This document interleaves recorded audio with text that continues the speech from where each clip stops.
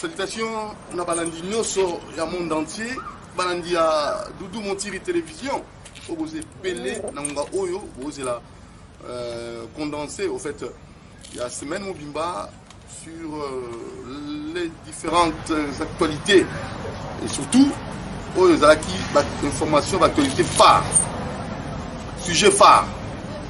Tozana Yemoko au Bolingaki mingi, le panafricaniste au Bolingaka mingi. Norbert Yamba Yamba, Mbote na yo Norbert Yamba Yamba, le panafricaniste, le professeur. Santé, ça allait bien? Santé, tout ça va malade. Très bien. Alors, Toko Solana, invité Nabiso, d'abord, Toko Sala décryptage, il y a discours, il y a échange, Oyo, Mokozamboka, Asala Kinaba journaliste, Tomika Kotala, Nabozindo, Nini Oyo Lobaki, et Nassima Tokenda. Na likambo ya baisse des prix ya ba denrée la première nécessité to la fek aza ko telemela hein okita ya prix pour la nini il faut quoi, il faut nécessairement négociation la fête to ko la passion population za inango to ko sola lisusu makambo oyo etali justice en moka na biso 61 après l'indépendance to ko mituna est-ce que to za ko ke liboso to ko zonga sima. Et pourquoi pas pour que nous avons un panafricaniste ou pas que ça y ait une analyse pour nous montrer biso pour jouer panda wana 61 après mino to c'est ça là auto que les 315 ans déjà depuis qui pas vite à Tikabiso les ala qui le 2 juillet au to kanisa qui est sous Jeanne d'Arc d'Afrique qui pas vita to solango na professeur Norbert Yamba Yamba. Alors qui rapidement la discours à Mokozamboka échange oyo asala kina ba journaliste le 30 juin na évité ndenge nini omona kango na mwa makambo suelo wamanya na kati ya discours na ye kambo ya Vital Kamerhe oyo aza un homme sincère, un homme honnête likambo ya vaccin Mokozamboka lobi azo la vaccin oyo mi bale koya et na évité est-ce que population les qui vaccin déjà est-ce qu'il fallait poser la carte deuxième vaccin au Mokozamboka ko poser là tondenge ni penza na loboka yo pour na discours ya Mokozamboka na likambo la Kagame ou bato muso baki mais pour la nini pour ça l'échange d'accords commerciaux à Rwanda tête à tête wana après ça qui peut justificatif na nini yo zali koloba décryptage na yo pour la échange wa. Bon, merci Doudou, merci na ndenge oyo ni suspect sur la makambo Italie ekolo problème Italie discours à président de la République. Conférence de presse, il y a président de la République. Tuninga, les habités Misato, pour la libération des Vital Kamerhe. Mais là, Batubazo Babino, pour la président Zolobake Vital, Aza honnête, et puis Aza correct. Mais Aza Bolo. Et puis Aza Bolo. C'est qu'à se contredire. Là, on a une ligne vraiment. Na mekana nous faire comprendre mandeko na biso relation ya président de la République na muninga na ndeko na ye na n'importe qui et ni kobateki parce que président lingi mutu tel parce que président en appréhension ya mutu tel et donc président a ko respecter mission, il y a une institution, La justice est indépendante. La justice est indépendante. Certainement que pour le président de la République, Vital Nandenga est bélier, un homme correct. Et le président Souka Kiwa a caractère. Habitant Makamboane Bimi, Makamba 100 jours, Kabanda Gouana, président Tunagi Vital Kamerhe. Abi makambo yo omoni yango ndeni est-ce que côté la biso abi tete kutu itali biso te abi bon dans ces conditions justice ça musana justice peut ça musala batu no peut pas y résultat ya musala justice est-ce qu'il fallait président qui n'est pas justice abi bokanga été parce qu'il y a ça correct? Ah non mon cher ami, on ne peut pas vouloir une chose et son contraire. Natango Otolobiki, nous avons connu un régime homme fort. Nous avons connu un système de copinage. Si tu tiens Makamona Moulongo, certainement Kazaki directeur à cabinet président de la République. Certainement que le président a la passe, même maintenant Azolo Bilango, donc a la passe, a affecté pas Mouninga naye, pas Ndekounaye, pas Salibnaye, pas Tambolinaye, pas Salibaliance naye. Mais à Koki jamais, Koki n'est pas justice à Bino, Bokanga était, Bossala pour Bossala. Rien. Parce que déjà, il y a Moko. Alors, il y a un problème pour nous. Je suis bas sur Tolanda qui est procès public, etc. Tout comme nous avons résultat. Le président a regretté au niveau de commune. Mais il ne peut pas non plus se contredire. Il y a état de droit. Batali Bosso va au bateau. On va au baloba papa maro. Le problème est lié à vaccin. Non, président Zoloba, une chose est son contraire. Ça se contredire. Tantôt, on a confiance dans le vaccin en terre. C'est la Moussoussou. Et pourtant, le ministre Santé Sengabatba qui est de son vaccin.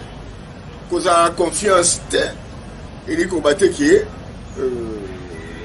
vaccin ça m'a bien. C'est vrai que ce qu'on a dit, Mindele va au monde de Bazolo, vaccin, tout ça. Tant que c'est on dirait. Mais pourquoi on dirait que prouver parce que dans la dit docteur Moko spécialiste en Makambetali virus a dit on ne peut pas que ça la vaccin en pleine pandémie.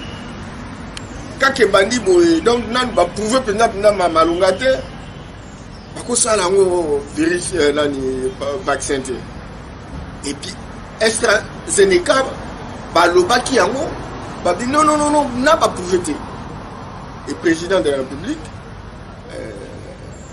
alors non il émet encore un peu de réserve dans ndenge zolobam et puis ça c'est obligatoire té balobi que mutino so akede obligatoire parce que okete bakangi non ngade na za vaccin et donc nous trouvons que c'est vrai au regard à Batonde, Bazokoufa, etc.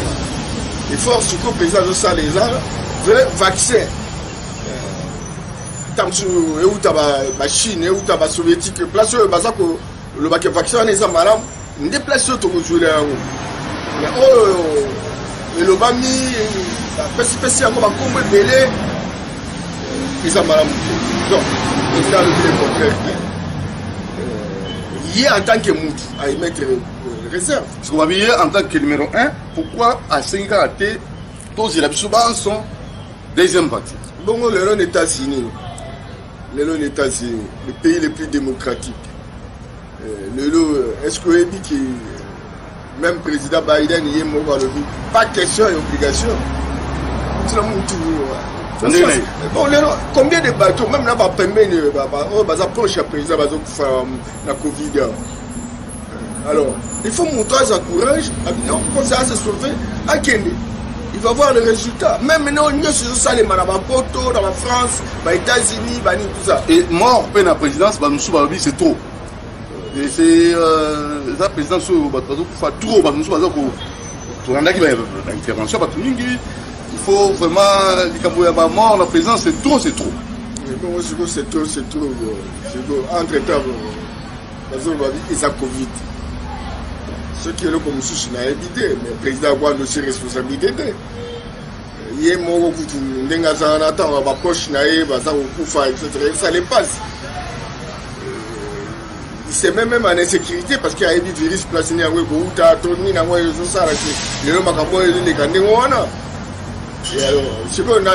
c'est trop. Donc, il y a un comment tout ça, simplicité, avoir raisonnement pour ce que je sais, c'est que c'est vrai que mon tout temps à l'hôpital, la diagnostic, il certainement, il y a raison, ils ont en clair, bien en public, ils ont déjà Covid. Et puis, nous sommes panafricanistes, certainement que nasepelaka mingi na bakisi ya libanda te, nasepelaka mingi ya vaccin ya libanda te, mais lelo oyo c'est prouvé effectivement que virus wana eza mingi awa. Et puis ce qu'on t'a dit au salon enquête, la plupart des bateaux pour wana, tantôt bah ok bah matanga, tantôt bah ça toujours en public, bah ça occupé bah certains bah bien gestes barrières, des sensations toujours. Donc il faut quand même tous à la prudence, c'est très important, tous à la prudence parce que on est la cause virus. Certainement qu'ils ont un virus qui va se fabriquer dans le laboratoire, mais le virus sur les autres tambours. Mais est-ce que ce n'est pas pour autant que tous ont à disposition de telle sorte qu'à tel tout mécanisme pour résister? Parce que on a souci dans Baron, donc aussi là. Mais le climat la vie se permet de traiter. Alors que bon, net le quoi qui sous en saison sèche, et ça Mali. Il faut faire beaucoup d'attention parce que tout ça en saison sèche. Il y a un Mali trop. Mais si vous les a Mali, faites attention. Faites attention, donc il faut qu'on se préserve.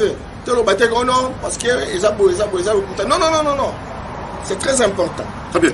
Dans ma camo Italie, il y a un accord. Des accords d'abord. Accord.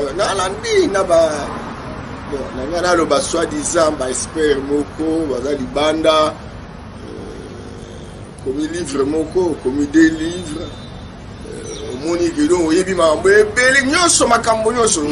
constitutionnaliste, comme sociologue, politologue, comme ingénieur, comme spécialiste dans la mine, etc. Donc, dans la Nike vidéo Moko, un spécialiste, je crois qu'il est même politologue, congolais.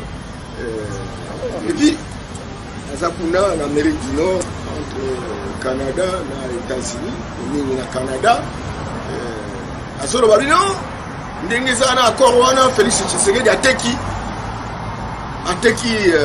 minerai na biso, a pesi, Kagame, Mboka na biso pour exploiter les minerais, c'est regrettable et il s'inquiétait.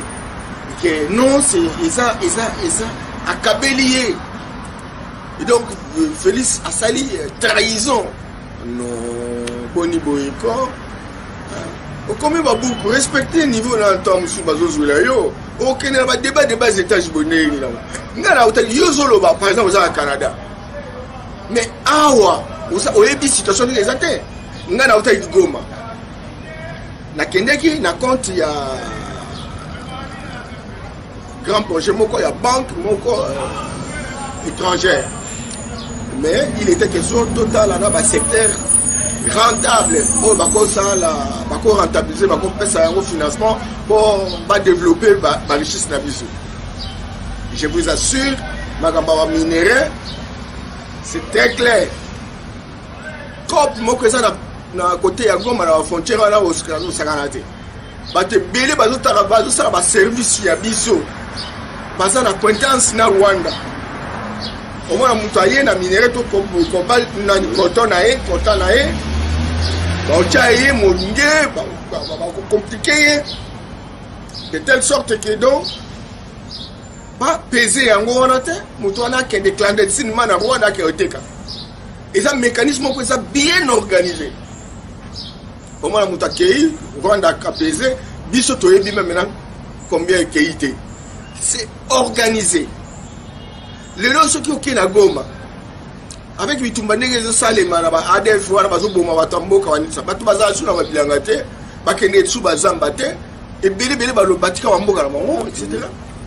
Et les autres zobika mingi na tomate pomme de terre biloko nyonso ndembi ezouta Rwanda. Lelo oyo na kata lac Kivu Rwanda za ko exploiter gaz eza na Goma na gaz eza na Bukavu na banomo na do ekomi boya même na a et uti Rwanda mais baza ko exploiter gaz méthane ya lac Kivu biso pe toza na quantité o eleki ya Rwanda. Mais écoutez, tous les Africains, en janvier 2063, demain, l'Afrique, il y aura l'Afrique des régions, et finalement l'Afrique en tant qu'États-Unis d'Afrique. Auto-exploiter des subventions. C'est pas gaz, voilà. Mais tout ça, les sociétés moko. Pas bien un projet intégrateur. Est-ce que ça c'est sincère? Est-ce qu'il faut utiliser dans le cadre de ces dates? Yoka. Oui, question qui par exemple toujours partagé l'intérêt. C'est mon goût dans la carte. Tout ça, il y a l'électricité à Grand Lac. Les acquis russes nous fournir courant. Est-ce qu'on a bitumba? Est-ce qu'on a non, parce que tout ça qui autour a intérêt. Alors, président de la République, on est passé à la carte. Biloko ya ko batama. O ba bengi na linga ba bilo kuku. C'est-à-dire bato ba kendeke ba katsaka ba biloko wana ba ni tout ça. Abi non, tout ça là encore o etali ya traçabilité. Place minéraux kolongwa, place ni nango ba kete kango, donc traçabilité ça. Bon bien teki ba minéraux. Après si Kagame, pour Kagame a ça bisoni. Ah ko sala ni nango. Après c'est qui mokonzi. Non, mon frère. Tout le monde a dit que ils ont nzela. Modèle on a ça l'intention que non, bato bayoka kande na lobaka na loba bien, etc. Ce qu'on a comme ça bato, na zoba bato, na ko bimisa ba théorie moko lo kuta yo za Canada zo lia ba piftek na yo ba ni tout ça webi makambo ndenge za terrain te, bato bazo kufa chaque jour, etc. Ozo mitu na même na ko mitu na te. O komi ko kosa bato kosa. Pour ne comprendre que c'est des Azerbaïdjans au Samsarate. Et ça bien été. Ce n'est pas normal. C'est pas normal. C'est pour ça qui perd, qui gagne. C'est pas normal. Qui perd. Bino wana ba jezo kende mboga ngwana tam susu. Et ça difficulté tout ça besoin na bino boya na ngamayen. Ndambo ba ye donc tout le monde a fait ma compétence en besoin na yango. Oh il y a beaucoup. Mais ça compétence pour mboga c'est transformé. Le problème est allé à ma tête. D'abord, tout n'a qui. Les organisations. Mbongo, on appelle ça qui bateau les organisations pour que. Pour la sous dans les 5 mois. On appelle la biso à Ike. On a dit que toi qui bloque, on a pas mon osso. Moi, bon, moi, il m'a dit qu'on en fout. Pour dédommager, bah, nous. Et ça dit comment on a été. On a essayé de détourner tout ça. La présomption d'innocence. C'est ça, mon ça, non? La présomption d'innocence pour tout le monde, pour suspecter. Elle a toujours innocent jusqu'à ce que le juge Nathalie Kamounae et le juge que la justice soit faite. Que la justice soit faite. Donc, Mikano na yango neto boyeba. Je pense que la sala na commentaire et ça procédure. Alors on dit à ma benne modèle au Sénat nga bandi. Ils ont un modèle bien dit. Mais ils en vacances. Certainement, ils en vacances. Mais le problème à l'Ibosso, c'est là qui. Oh, bah, on va boyaki. Oui, puis, dans juriste, mais on a quand même dans la culture juridique. Oui, puis, les parlementaires, ils ont droit à critiquer le gouvernement. Parce que ça, Moussala Bango. Mais la cadre à Moussala Bango, ceux qui vont critiquer, tout ça, Bako Kanga a été. Et puis ce siège peut pas lever l'immunité par les parlementaires pour avoir vos boys à haut. Mais ce que c'est question de droit commun, infraction à droit commun, tom tabomi moutou. Donc bino sangani na kata parlement na Sénat bino malgré bomi moutou akoko sambate. Est-ce que c'est normal? Est-ce que c'est vraiment normal? Il y a un moment président de la République, alors bah écoute modèle la mafia modèle loyo. N'a pas institution nyonso. Hein? Et ça passe. Donc, tout ce qui est là, la justice, ça ça na. Matata Zaki Libanda, tango IGF, Alobai Maramunaye, Awa, etc. Tika qui voyage na, Aya Kabino, pour ma crédibilité, Tika Nana qui est la justice. Et Mandaboni, le loyo, parler ma sénateur, ma boy, Babino, Toko Lungola, immunité. Est-ce que vous sauvez? Ou bien vous créez haine à la population vis-à-vis de elle. Donc pour non, il fallait bâtir à Kende la justice comme il y a mon cas sur le babi à Ebili Kamboute. Et donc c'est à clarifier en haut. Mais le haut, nous tenons ça comme au babi dans le Sénat. Donc bango wasakuna ba ebinde ba sakana mukili na mboko yo ba ebinde ba zoazo ba biloko. C'est pas tout le monde. Et donc c'est pas tout le monde, mais et sa conclusion générale sur base de la majorité statistique. Et donc, sikoyo lokola bayebi ke moko na moko aza responsabilité alors baza ko se sauver entre bango omoni sikoyo conclusion moko ebandi kokota wana ta mosusu mpe na bao baza bainocent bakoti na nzela wana yango moni il faut président Bahati azala vraiment un bon père de famille. Un bon père de famille, parce que ce pays a connu beaucoup de difficultés. Mboko yo, basasi yango sasa. Mboko yo, et ça moins, et ça plus pauvre. Plus pauvre. Bate belé, basa kata mboko, basa plus riche que mboko. Et donc, j'allais dire le peuple congolais, ça c'est évident. Et donc, aïe, en tant que leader, il y a Sénat. Oui, va orienter le débat de telle sorte, ne serait-ce que pour justice Samsa na yango, va kanga mutute parce que va fomenter tout les camus non. Ça va moni vous a libre. Et va kanga va DPDG na 100 jours. À un moment donné, va libérer mon temps, va saluer va examen, va dire non, pas ça raison. Va kokota na bologote. Ils ont été libérés. Ils ont purgé la peine qu'il leur fallait. Donc, sincèrement, la population absolument. La plupart des personnels politiques qui sont dans les institutions, les personnels politiques vont contribuer à la dégradation, à la démolition, à la déconstruction, à la destruction de l'Amboka. Mais tout ça a besoin d'engagement à Moko. De telle sorte que tout est liboso. Tout ça a souci. Et vous ne pouvez pas continuer pour narguer la population modèle Ouana et ça m'a monté. Sinon, alors, si la crise est en incubation, un jour elle va exploser. Et là, c'est pas normal. Alors, 75 ans, Timpan Vital, le 2 juillet, Jeanne d'Arc d'Afrique. Un mot. Non, Yaya qui m'invite à Place à Sali. Certainement que tout le monde a été, mais il y a un bon moment. Les morts ne sont pas morts. Ça, c'est notre culture. Ça, c'est notre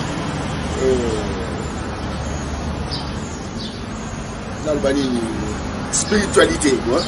La vie sur notre Bakoufate, Bazali, Bango Baza vivant pour la place Bazali. Mais c'est toujours moi, Bango, Bango, mon avis. Certainement que le corps il y a qui me invite. Certainement. Toyebi qui a salam, Toyebi qui a se sacrifié, etc. Il faut, à la longue, sincèrement, il faut prendre en considération. Parce que, quand on a vu sur l'union, c'est pas qu'il y a méritant. On va voir que ça, service, on a vraiment la difficulté. Tout qu'on honorer Bangote. Certainement qu'il n'y a pas longtemps, honorer Kimbangu, qu'on a date, tu vois, les 6. Et Tikali m'a belé, il faut, mausolée naïe. Et Salema, Batokwa Balumumba, Dieu merci le rôle de Zoya, Yaya Kimpamvita, Batoloko avec Laurent, ça va, avec Etienne, ça va, Maréchal Mobutu Falia. Donc, Batouana, ce sont des êtres méritants. Des êtres méritants, au bazar d'influence sur Miso. Mais bazalata on est sur la cana parce que toujours reconnaître Bangote. Mundela et Alobi, Montusoka Kofi, Akeli Bela. Et donc, Botika, Konsenga, Baoyabino, Bakufa. C'est basé sur la bonne moralité et ça a péché. Or, ce qu'on a dit bien, même la carte Bibia. Le centre Nyoso. Bongo Chiko, Bango Bazala, na Bongo Yabisoka, Bango za Bongoité. Ça manipulation en mondele. Yesu tango akei na montagne, atiki bapotre na ye, akende okuta banana. Elina Moïse, Isawa Koko, Bango atika déjà kokufa. Alors, Bango bako bimela ye et pas Yabiso Kindoki. Nalanda il témoignage moko à moi si moko aux États-Unis, moi sa président bayambi dans la Maison Blanche. Alors baki copier aye ndaku ya chambre Abraham Lincoln. Azaki ancien président dans les années 1800 États-Unis. Abraham Lincoln. Azaki hyper intelligent. Azaki mutu moko un être supérieur, un esprit supérieur. Or, esprit supérieur na bango ne va ça na bango na solution à problème. Moi si on a la boutou, aoki mutazo toki. Et puis bon, finalement, ayeko fungula, ayeko kutanana Abraham Lincoln. Et puis après, a disparaître. A dit c'est Abraham Lincoln. Parce qu'elle a là qui n'a champion. Na tongo ta baké na déjeuner, on a président. A bien talangai na tamaka monga moni lelo na kutu. Na zolenga kutu. Président, oli ekuta kamwa. Que ndeni na ngo lobi bo mona ndeni terre lobi mutu wana chaque fois aya kasoko monika moi likambo la katambuka awa aya na il est très agité ko la calme place azate et yango na moni aya ka mais ça problème ti c'est que batu wana baza contact la batu na bango bakufa alors biso siko ya biso donc tous en contact na bango non siko yo babi kisim donc faut siko tout mécana pour ça makambo oyo ko permettre biso ya solo na bato baza bon moyo toujours mona bango na bato baza bon moyo toujours mona bango te biso pense tous les longo tout mécana pour ça l'échange et comme ça ndé toko sugambo kala biso so ancienne après l'indépendance de Kotango mais visite privée à Laurent Gbagbo et pas à Bemba Jean-Pierre Bemba on a évité un mot par rapport à cela et aussi Kenneth, on a invité, panafricaniste à Zambie, un mot, à Potokota, on a 61 après l'indépendance. Non, mais Laurent Gbagbo, Azamoko, moi, dans Somme en Afrique, nous avons le pouvoir de Mindele, il ne faut pas faire sa moto aux alintendants pour la bango, les président Sikoyo. Azala toujours na posa pe andi sepela mingi pour la déclaration à Salaki dernièrement pour Jean-Pierre Bemba. Et donc ils ont construit une amitié. Et ce sont des Africains. Ceux qui se rendre visite, ils ont m'habité. Au contraire, pour encourager yango. Et moi, je suis très heureux que ça rendre visite. Et ils aient parce que Jean-Pierre, comme Laurent Gbagbo, est à la prison. Dans la paix que sur l'Africain, je suis belé au basé dans la prison. Parce que dans le moment, ma coquille, et de temps en temps, même quand on a l'IA, pour que ils à la prison, ils ont bilé au mot qu'il y a malgré malgré c'est pas mon délai. Et donc, Mazala qui est toujours ensemble. Et même au Yokaki, Jean-Pierre Tango, à Bimaki, je ne vois pas pourquoi Gbagbo est à la prison. Parce que le problème, c'est vraiment, Gbagbo Kangaï la prison, il fait Bima. Ils s'aiment mutuellement. Bien au contraire, ça renforce les liens aux Africains et qu'ensemble, bon, en Tanzanie, vous savez, Tanzanie et Zambo Kamoko béni. Et puis, ils sont très très avancés pour la recherche à la solution africaine. Tant que vous avez l'indépendance, de là, il y a qu'à réunir Zanzibar et Tanganyika, pour passer en Tanzanie, président Liboso, Zaki Julius Nyerere, Salaki Manso, pour un système politique où ils allaient fondamentalement africain. Certainement qu'il fallait qu'on adhère à l'obédience internationale, tant qu'on est capitaliste, libéraux, communiste, socialiste, etc. Mais il y a un socialisme africain. La base n'a pas été au diamant. Village est organisé, village est produit, village est commercialisé, village est tout ça. Certainement que ça n'a pas continué, mais en tout cas, au diamant, ils ont un système fondamentalement tiré la culture nabiso, la réalité nabiso. Et depuis lors, on dit que c'est stabilité, vraiment, ils sont en Tanzanie. Il n'y a pas longtemps, John Magufuli, Wauda Ekoti Kabiso, maladie tu es bien ou malade tantôt Covid tantôt crise cardiaque etc. Et puis tu es qui malade qui de corona bapiaki 27 millions pour travailler dans le cadre il y a Covid mais c'est pas là il y a un hôtel parce qu'à mon avis il y avait moyen au lieu de ça le confinement l'économie est pour ralentir et donc crise au côté à quasi il faut donc continuer dans l'économie il faut qu'on soit la précaution na ba kisi na biso matiti na biso to melango ya moto etc parce que loko wana go bomba biso te to mesana na ba malaria na ba mboka na biso tala akufi na ba condition moko très louche le oyo kekaye moi je pense que ça quand même ligné quoi ligné la recherche de la solution africaine. Imaginez-vous avec je lui signerai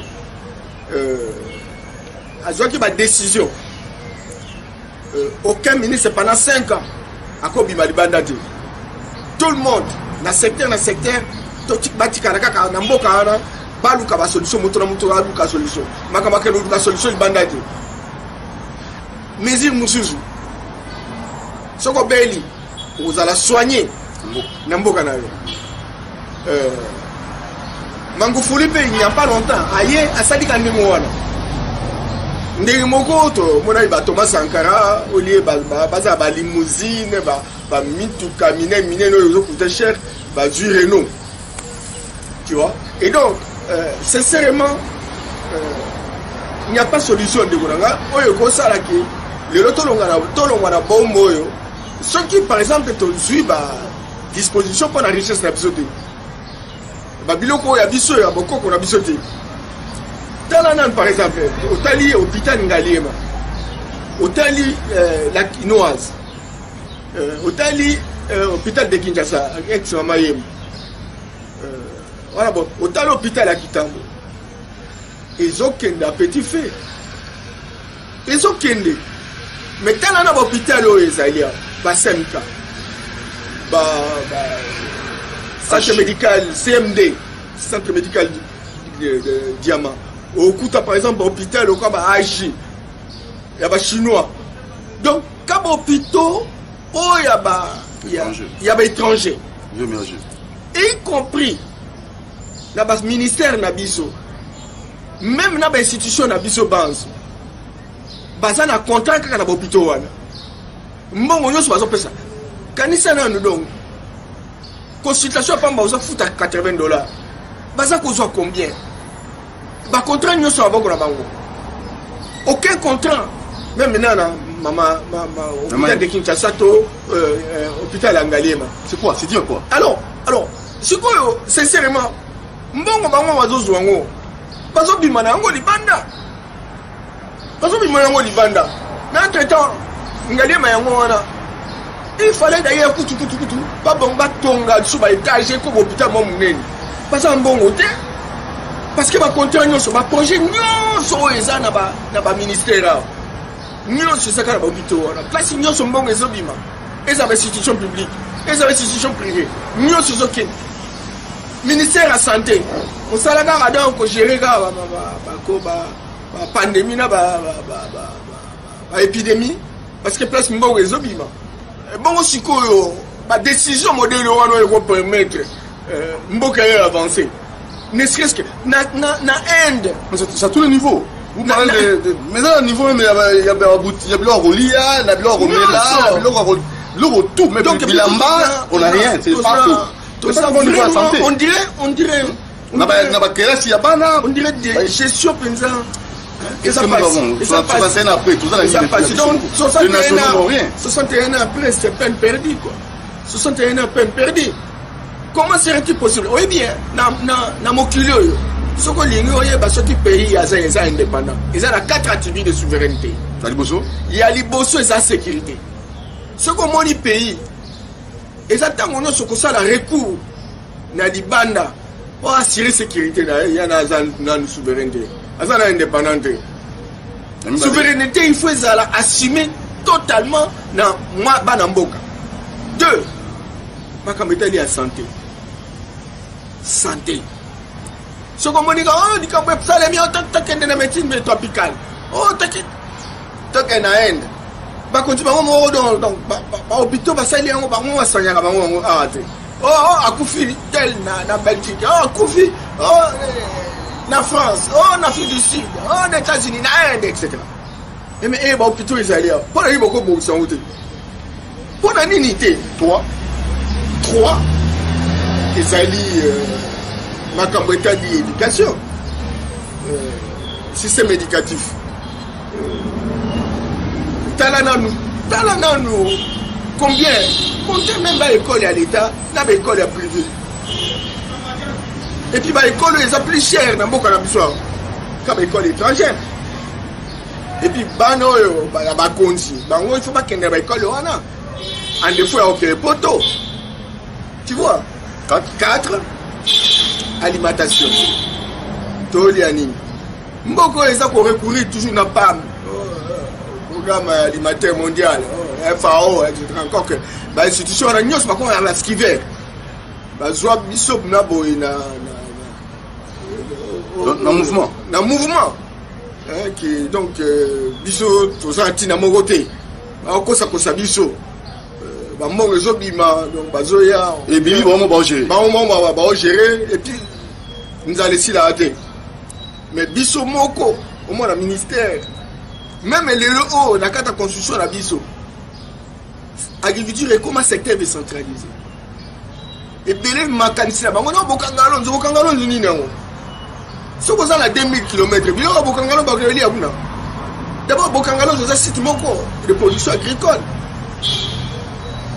Ils ont dit ça coûte Kinshasa peut dépasser 15 millions. Tout ça pratiquement 20 millions. En 2030, on a 30 ou 35 millions. Et alors, budget est combien on peut ça ma campagne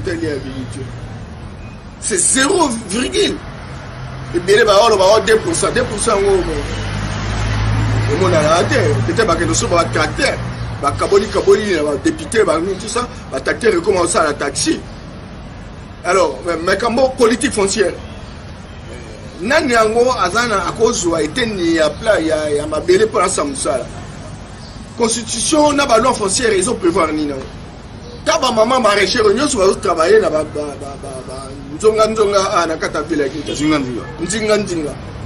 Mais maman la nyoso tala kaka. Baza mi Canada jamais akolo na ilala to akolo na mangue to akolo na to limbila etc. parce que bawaya ba bengana alors c'est insécurité juridique wana ministère il fallait travailler pour résoudre le problème makambo wana donc ce qui est aussi ko crédit agricole heureusement que mon conseiller non il faut mettre en place un fonds de développement rural tout ça pour encourager en haut qui est en haut etc. Il n'y a pas que ça, bon, la recherche agricole. Le centre Nyon, surtout, il y a un dossier. On a la variété améliorée. Ce qui manioc, tout ça, il y a Ibada en Nigeria. On a ça la stage. Dans mon acquis, boutir mon quoi manioc, 15 kilos, 20 kilos. Dans mon acquis, boutard côté Rwanda. Pomme de terre. 50 kilos. Donc, et là, on a ce qu'on s'appelle Armoko. Alors, je profite parce que nous avons été fait. Il y a la première nécessité, c'est qu'à voter les mélanges, tout le monde a monté. Donc, on sait que ça va. Bon, le problème a fait que le gouvernement. Pour le bien quitter. Fait qu'il faut que mon kilo de son monde en découdou, et ça dit organiser. Comme un système. Et dans un système, il y a un sous-système, il y a une composante. La composante, dans un système, il y a une institution publique, il y a une composante, il y a le président de la République, le gouvernement, l'Assemblée nationale, le Sénat, etc. Composante, le cours là, par exemple, le secteur privé, l'entreprise. Nous avons une entreprise publique, une entreprise de l'État, une entreprise de l'État ou publique, une entreprise privée. la société civile de manière générale.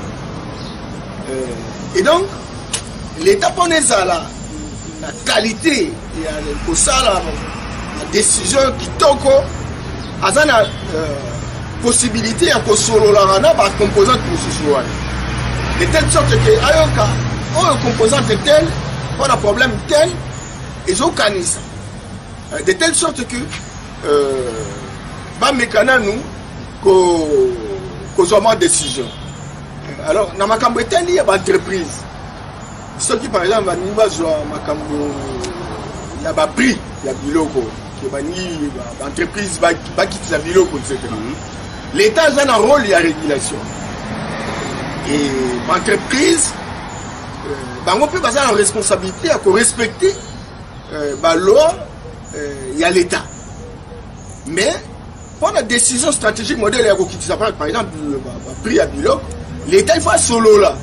Il n'y a pas d'entreprise. Tant que vous solo là, parce que la calcul.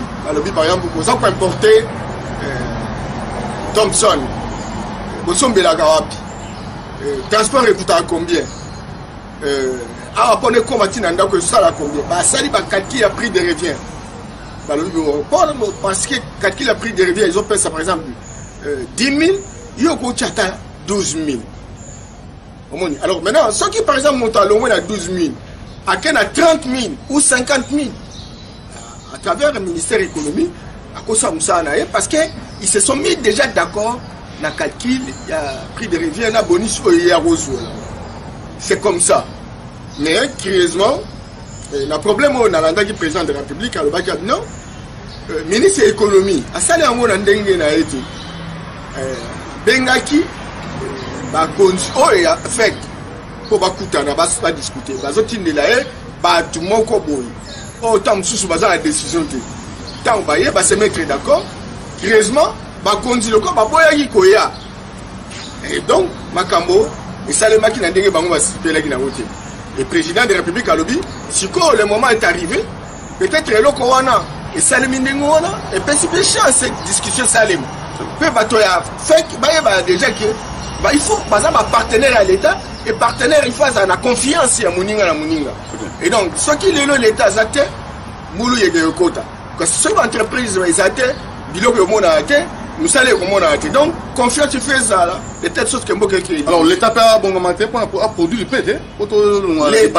L'État a encouragé les produits à créer un environnement.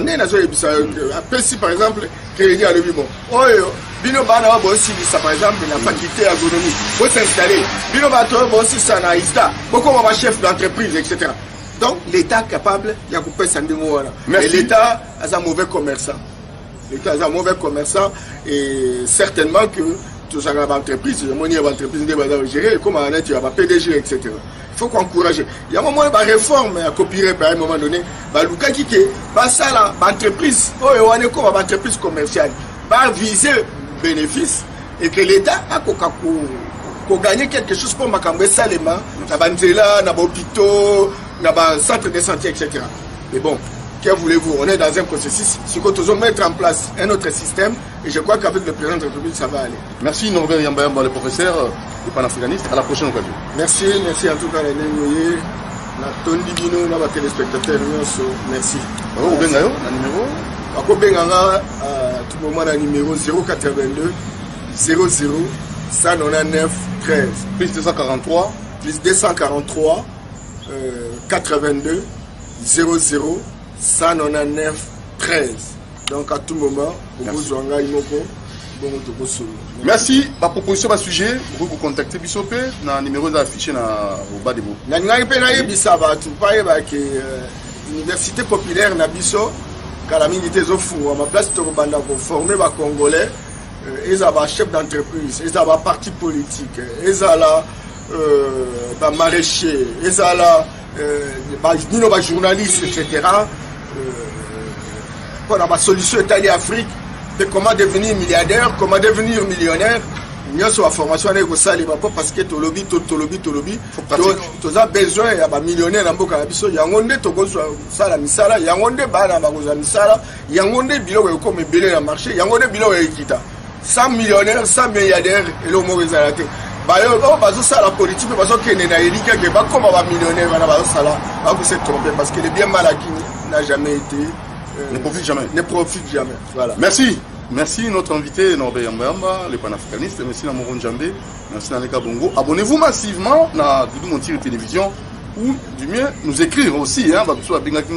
Numéro on a changé pour qu'on même dans WhatsApp plus 243 89 61 52 634. Ming Basse Penaki, si vous êtes opérationnel, WhatsApp pour qu'on a plus 243 89 61 50 634. 089 61 52 634. Excusez-moi. 089 61 52 634 plus 243 les bandes. Ciao, à la prochaine.